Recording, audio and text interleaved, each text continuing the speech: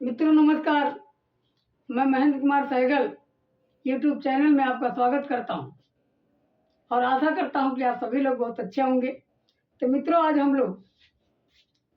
हम जीव विज्ञान में ऑब्जेक्टिव 15 ऑब्जेक्टिव प्रश्नों को लेकर आए हैं। देखिए इन ऑब्जेक्टिव प्रश्नों को ये सब इम्पोर्टेंट प्रश्न है और ये कहीं ना कहीं किसी न किसी परीक्षा में पूछे गए हैं। तो आइए मित्रों देखते हैं, पहला क्वेश्चन की बात करते हैं। पहला क्वेश्चन देखते हैं कि पादप और जंतु में मुख्य अंतर क्या है। पादप और जंतु में मुख्य अंतर क्या है, तो बताइए मित्रों। आप लोग देखिए, पहला है ऑप्शन है क्या है, जीव द्रव। दूसरा ऑप्शन क्या है, पोषण। तीसरा ऑप्शन क्या है, जैविक क्रिया। चौथा क्या है, प्रजनन। तो मित्रों अब ये बताइए कि ये पादप और जंतु में मुख्य अंतर क्या है। इन चारों में से मुख्य अंतर क्या है। यहाँ जो है अगर हम बात करें मुख्य अंतर क्या बनेगा, प्रजनन बनेगा या जैविक क्रिया बनेगा या जीव द्रव्य बनेगा या पोषण बनेगा। क्या बनेगा मित्रों, यहाँ क्या बनेगा, बी ऑप्शन यहाँ सही है, पोषण बनेगा। क्या बनेगा, पोषण। अब इसका कारण मैं बता दूं कि पोषण है क्या। पहले जीव द्रव्य के बारे में भी जान लीजिए। जीव द्रव्य जो होता है ये हमारे जीवन की भौतिक आधार होता है, तो इसका बहुत बड़ा दोनों में अंतर नहीं है, मुख्य अंतर नहीं है। यहाँ पूछा मुख्य अंतर क्या है। और जैविक क्रिया में, जैविक क्रिया का मतलब दोनों की क्रियाएं भी अलग अलग हैं। जैविक क्रिया की बात करें तो, प्रजनन की बात करें तो प्रजनन में भी दोनों में अंतर होता है। लेकिन पोषण की अगर बात किया जाए तो जो प्लांट होते हैं, जो जंतु होते हैं यानी एनिमल होते हैं, ये दोनों प्लांट और एनिमल दोनों अलग अलग प्रकार से पोषण करते हैं। जैसे सिंपल भाषा में, एकदम व्यवहारिक चीज में, व्यवहारिक भाषा में आप जानने का प्रयास कीजिए कि जैसे जो मानव होते हैं वो दूसरों पर निर्भर होते हैं, दूसरी वस्तुओं पर निर्भर होते हैं, दूसरे पर निर्भर होते हैं और तब अपना पोषण करते हैं। जैसे हम लोग किस पर निर्भर हैं, सब्जियों पर, जीव जंतुओं पर।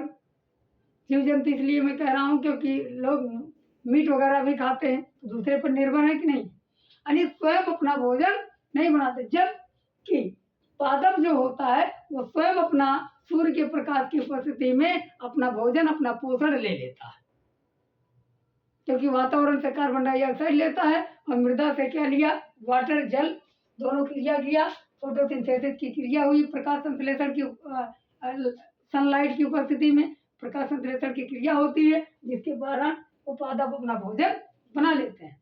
ये स्वयं बना लेते हैं, इसमें किसी की और भूमिका नहीं होती। लेकिन जबकि जंतु जो होते हैं, जो हम लोग हैं, हम लोग दूसरे पर निर्भर। क्लियर मित्रों, यहाँ मुख्य अंतर क्या होगा, पोषण। अब देखिए अगला क्वेश्चन क्या है, पुष्पीय पौधों का अध्ययन किस शाखा में करते हैं।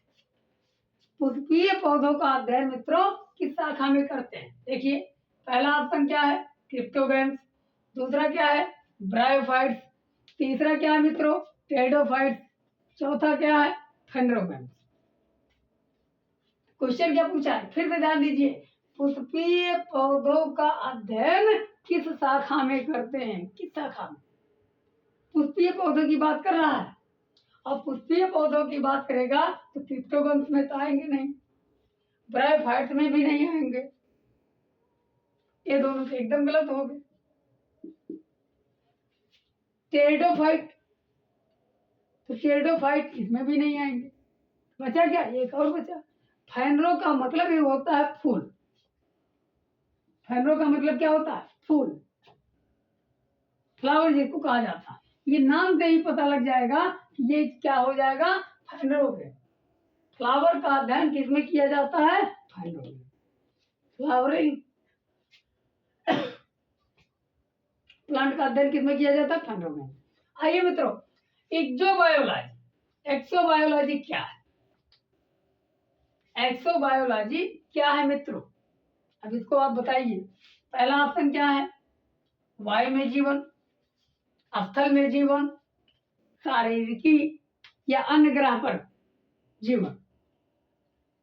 फिर से देख लीजिए मित्रों, एक्सोबायोलॉजी क्या है।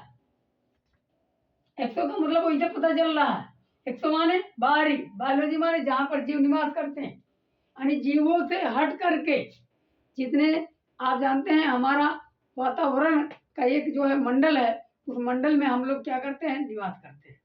और उस मंडल में ऐसा मंडल जिसमें जीव जंतु पेड़ पौधे सभी निवास करते हैं। तो वही पूछ रहा है एक्सोबायोलॉजी, इसका मतलब इस बायोलॉजी, इस जो है वातावरण से, इस जो है जीवन से अलग कहीं जो है जाया जाए तो उसी को एक्सोबायोलॉजी कहा जाएगा। अब एक्सोबायोलॉजी में क्या होना आएगा, जैसे वायु में जीवन, वायु भी इसी में है हम लोगों के साथ। स्थल जीवन, स्थल में तो हम लोग रहते ही, शारीरिकी इसका कोई रोल ही नहीं है, फिजियोलॉजी की बात कर रहा। अन्य ग्रह पर जीवन, यही सही है आपका, क्या हो जाएगा मित्रों, अन्य ग्रह पर जीवन ही एक्सोबायोलॉजी कहलाता है। यानी इस ग्रह को छोड़ करके हम लोग दूसरे ग्रह पर जाए रहने लगे, उसी को क्या कहा जाएगा, एक्सोबायोलॉजी। यानी जहां और कोई जीव जंतु न रहते हो उसी को क्या कहेंगे, एक्सोबायोलॉजी। क्लियर मित्रों, यानी जहां पर हम लोग न रहकर, यानी जीव जंतु पेड़ पौधे न रह करके, बल्कि एक अलग जो है, जैसे आजकल चंद्रयान, चंद्रमा, मंगल ग्रह पर लोग जा रहे हैं, तो उसको क्या कहा जाएगा, एक्सोबायोलॉजी कहा जाएगा। क्लियर। अब प्रश्न ये बनता है, अगला देखिए क्वेश्चन नंबर 4, एग्रोएस्ट्रोलॉजी क्या है। एग्रोएस्ट्रोलॉजी में अध्ययन करते हैं, किस चीज का अध्ययन करते हैं, एग्रोएस्ट्रोलॉजी के अंतर्गत किसका अध्ययन किया जाता है। एग्रो से पता चल रहा है मित्रों, तो ऑप्शन देखिए, बीज का अध्ययन, फसल का अध्ययन, घास का अध्ययन, अनाज का अध्ययन। क्या होगा मित्रों, तो बीज का अध्ययन, फसल का अध्ययन, घास का अध्ययन या अनाज का अध्ययन। तो एग्रोएस्ट्रोलॉजी, फिर समझ, एग्रो, एग्रो का मतलब ए हटा दीजिए, ग्रो हो जाएगा। ग्रो का मतलब होता है यहाँ ग्रास, घास का अध्ययन किया जाता है मित्रों एग्रोएस्ट्रोलॉजी में। एग्रोएस्ट्रोलॉजी में किसका अध्ययन करते हैं मित्रों, तो घास का अध्ययन करते हैं। क्लियर। अब बात कर लेते हैं क्वेश्चन नंबर 5, निम्नलिखित में से कौन सा गुण पादपों में नहीं पाया जाता। निम्नलिखित में से कौन सा गुण पादपों में नहीं पाया जाता है। आइए पादपों की बात कर रहा है, पादपों में नहीं पाया जाता प्रजनन, वृद्धि, उत्सर्जी तंत्र, श्वसन। फिर से देखिए क्वेश्चन, वेरी इंपॉर्टेंट है, निम्नलिखित में से कौन सा गुण पादपों में नहीं पाया जाता, कौन सा गुण ऐसा, कौन सी ऐसी क्वालिटी है कि जो प्लांट में नहीं पाया जाता। क्या क्या ऑप्शन क्या है, प्रजनन, वृद्धि, उत्सर्जी तंत्र, श्वसन। क्या सही क्या होगा मित्रों, तो सही होगा उत्सर्जी तंत्र। अब प्रश्न ये बनता है कि कैसे उत्सर्जी तंत्र सही होगा, पहले आप जान लीजिए। प्रजनन तो दोनों में होता है, पादपों में भी होता है और एनिमल में भी होता है, प्लांट और एनिमल दोनों में। ग्रो जो होता है, ग्रोथ, वो भी दोनों में होता है, प्लांट में भी एनिमल में भी। और श्वसन की बात करें तो श्वसन भी दोनों करते हैं, प्लांट भी करते हैं, एनिमल भी करते हैं। अब प्रश्न ये बढ़ता है, उत्सर्जी तंत्र, उत्सर्जी तंत्र जो होता है वो प्लांट में नहीं पाया जाता है, केवल जंतु में पाया जाता है, स्क्रीटरी आर्गन।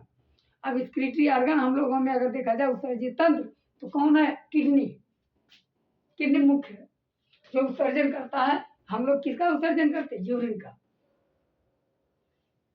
क्लियर मित्रों। तो यहाँ अब पूछेगा कि निम्नलिखित में से कौन सा गुण पादपों में नहीं पाया जाता है, कौन सा नहीं पाया जाता, उत्सर्जी तंत्र। आइए मित्रों क्वेश्चन नंबर 6 के बारे में जान लेते हैं। देखिए यह क्या कह रहा, भ्रूण अनुपस्थित होता है।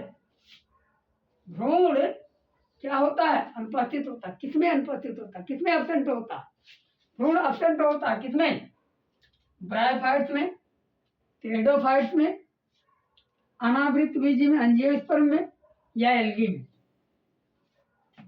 किसमें पाया जाए, किसमें एब्सेंट होता है मित्रों, कह रहा भ्रूण एब्सेंट होता है तो ब्रायोफाइट्स में, टेरिडोफाइट्स में, एंजियोस्पर्म में और एल्गी में।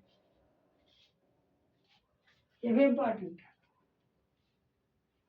पीसीएस में पूछा गया क्वेश्चन मित्रों। तो भ्रूण किसमें एब्सेंट होता है, किसमें अनुपस्थित होता है मित्रों? तो ब्रायोफाइट्स, टेरिडोफाइट्स, अनावृत एंजियोस्पर्म और एल्गी में। तो किसमें एब्सेंट होता है? ये एल्गी में एब्सेंट होता है, बाकी तीनों में प्रेजेंट होता है। एल्गी में एब्सेंट क्यों? क्योंकि यहाँ जाइगोट के बाद, एल्गी में जाइगोट के बाद, युग्मनज के बाद डायरेक्ट वो जो है किसका निर्माण, प्लांट का निर्माण कर लेता है, एल्गी का निर्माण हो जाता है। यानी इसमें एम्ब्रियो नहीं बनता, यानी जाइगोट के बाद, युग्मनज के बाद डायरेक्ट वो प्लांट का निर्माण रूप ले लेता है। क्लियर? या एल्गी का निर्माण ले लेता है। इसीलिए कहा जाता है कि एल्गी के में एम्ब्रियो एब्सेंट होता है। क्लियर? आई बाकी सब में जाइगोट से, यानी जो है जाइगोट के बाद एम्ब्रियो बनता है, एम्ब्रियो के बाद ये प्रक्रिया आगे चलती है, लेकिन यहाँ जाइगोट से डायरेक्ट क्या बन जाता है मित्रों? एल्गी बन जाता है। आई अगला क्वेश्चन देखिए, एक कई बार पूछा गया, टीजीटी, पीजीटी, पीसीएस कई बार पूछा, कई जगह पूछा गया। भारत में गेहूं के काले रस्ट रोग, ब्लैक रस्ट डिजीज संबंधी खोजों के लिए प्रसिद्ध है। भारत में गेहूं में जो है काले रंग का रोग होता था, आप लोग भी देखे होंगे, जो जिसमें जो गेहूं रहता था वो काला पड़ जाता था और खराब हो जाता था। भारत में गेहूं के काले रस्ट रोग, ब्लैक रस्ट डिजीज संबंधित खोजों के लिए प्रसिद्ध है। यानी इसका मतलब ये कह रहा है क्वेश्चन कि भारत में गेहूं में जो काले रस्ट रोग थे, ब्लैक रस्ट डिजीज थे, उसकी खोज किसने की थी? डॉक्टर आरपी राय, हरगोविंद खुराना, केसी मेहता और कौन है भैया? बीरबल साहनी। कौन सा इसमें कौन विकल्प सही होगा मित्रों? फिर से, भारत में गेहूं के काले रस्ट रोग या ब्लैक रस्ट डिजीज संबंधी खोजों के लिए प्रसिद्ध है, तो कौन है? केसी मेहता। भारत में गेहूं के काले रस्ट रोग के लिए कौन प्रसिद्ध है मित्रों? तो केसी मेहता। केसी मेहता ने भारत में गेहूं के काले रस्ट रोग की खोज की थी। आइए मित्रों अगला क्वेश्चन देखते हैं।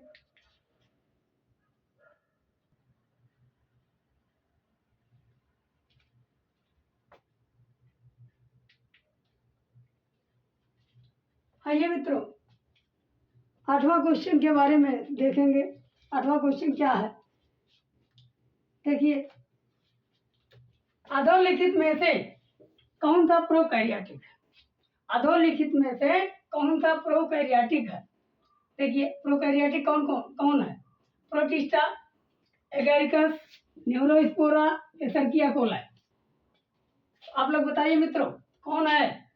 अधोलिखित में से यानी निम्नलिखित में से इसमें से प्रोकैरियोटिक कौन है? तो प्रोकैरियोटिक कौन है मित्रों? तो प्रोकैरियोटिक जो होता है जिसमें एसरकिया कोलाई आता है। एसरकिया कोलाई क्या होता है मित्रों? प्रोकैरियोटिक होता है। और एसरकिया कोलाई कहाँ पाया जाता है? हम लोगों के आंत में। किस आंत में? बड़ी आंत में। बड़ी आंत में हम लोगों के एसरकिया कोलाई बैक्टीरिया पाया जाता है। ई कोलाई इसको कहा जाता है। ई कोलाई बैक्टीरिया पाया जाता है जो हमारी बड़ी आंत से सिम्बियोसिस की क्रिया करता है, सहजीविता का क्रिया करता है। क्लियर मित्रों? तो इसमें से अगर पूछा जाए ई कोलाई बैक्टीरिया क्या है, तो ई कोलाई बैक्टीरिया प्रोकैरियोटिक होता है। क्लियर? निम्नलिखित में से बेमेल को ज्ञात कीजिए। निम्नलिखित में से बेमेल जिसका कोई मेल ना हो, बताइए मित्रों। फिजियोलॉजी, पैथोलॉजी, साइकोलॉजी या बैक्टीरियोलॉजी? तो बताइए निम्नलिखित में से बेमेल जो मेल ना खाता हो, तो फिजियोलॉजी, पैथोलॉजी, साइकोलॉजी या बैक्टीरियोलॉजी? बताइए मित्रों जल्दी बताइए। यहाँ क्या हो जाएगा ऑप्शन में? ये हो जाएगा साइकोलॉजी। यही बेमेल है, इसका कोई मेल नहीं है। क्यों? क्योंकि आप फिजियोलॉजी का जो अध्ययन किया जाता है, कार्यकी का, शरीर का अध्ययन किया जाता है, पैथोलॉजी में आपका जो है ब्लड वगैरह का जांच वगैरह होता है पैथोलॉजी में, आप जानते हैं मेडिकल से संबंधित है। बैक्टीरियोलॉजी में बैक्टीरिया का अध्ययन किया जाता है, और साइकोलॉजी में, मनोविज्ञान में एक अलग साइकोलॉजिस्ट होते हैं जो मन की मनभूति को समझते हैं, उसके अंतर्गत साइकोलॉजी के अंतर्गत, साइकोलॉजी इसीलिए अलग यहाँ है, इसका साइकोलॉजी में मन का अध्ययन यहाँ किया जाता है, अर्थात व्यवहार का अध्ययन। आज के समय में व्यवहार का अध्ययन कहा जाता है। क्लियर मित्रों? पृथ्वी पर सबसे पुराना जीव कौन सा है? पृथ्वी पर सबसे पुराना जीव कौन सा है? बताइए मित्रों। कवक है, अमीबा है, या इबलीना है, या नीले हरे शैवाल है? पृथ्वी पर सबसे पुराना जीव कौन है? नीले हरे शैवाल हैं, ब्लू ग्रीन एल्गी हैं, BGA, ब्लू ग्रीन एल्गी। अगर पूछा जाए पृथ्वी पर सबसे पुराना जीव कौन है, तो ब्लू ग्रीन एल्गी है। उसके बाद ये सब आए हैं, कवक आया, शैवाल आया, अमीबा आया, इबलीना आया। सबसे पहले कौन आया था? सबसे पुराना कौन है? नीले हरे शैवाल, ब्लू ग्रीन एल्गी। अगला क्वेश्चन देखिए, निम्नलिखित युग में से कौन सा सुमेलित नहीं है? निम्नलिखित युग में से कौन सा सुमेलित नहीं है? एपीकल्चर। एपीकल्चर में कौन होता है? शहद की मक्खी। शहद की मक्खी का अध्ययन किसके अंतर्गत किया जाता है? यानी मधुमक्खी का अध्ययन किसके अंतर्गत? एपीकल्चर। सेरीकल्चर में सिल्क का अध्ययन किया जाता है मित्रों, सिल्क वर्म का अध्ययन। हार्टिकल्चर में फूल का अध्ययन किया जाता है। तो क्या बचा? एक ही बचा, पिसीकल्चर। पिसीकल्चर में लाख का कीट का अध्ययन नहीं किया जाता है, बल्कि मछली वगैरह का पिसी का अध्ययन किया जाता है, अर्थात मछली वगैरह का अध्ययन किया जाता है। पिसीकल्चर में कई चीजें हैं, तो पिसीकल्चर यही सही है। यहाँ जो है यही सुमेल नहीं है, बाकी जो है सब। हार्टिकल्चर में फूल का अध्ययन, सेरिकल्चर में सिल्क वर्म का अध्ययन, एपीकल्चर में मधुमक्खी का अध्ययन। एक ही बचा पिसीकल्चर। आइए, पिसीकल्चर में पाइसेट का अध्ययन किया जाता है। आइए, विटीकल्चर के द्वारा किसका अध्ययन किया जाता है मित्रों? विटीकल्चर के द्वारा किसका अध्ययन किया जाता है? सिल्क है, केचुआ, शहद या अंगूर? विटीकल्चर में किसका अध्ययन किया जाता है? विटीकल्चर के द्वारा किसका अध्ययन किया जाता है? सिल्क का, या केचुए का, या शहद का, या अंगूर का? किसका अध्ययन किया जाता है मित्रों? अंगूर का। मित्रों, आज के लिए अब हम डेली जीव विज्ञान के 15 क्वेश्चन लेके आएंगे, 10 से 12 क्वेश्चन डेली लेके आएंगे, और जिससे आपकी प्रैक्टिस भी बननी रहेगी। मित्रों, धन्यवाद।